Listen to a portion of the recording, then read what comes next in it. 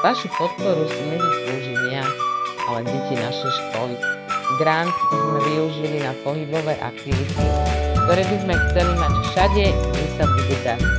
Nie iba v telocvični a na atletickej dráhe, ale aj na chodbách, triedách a v školskom dvore.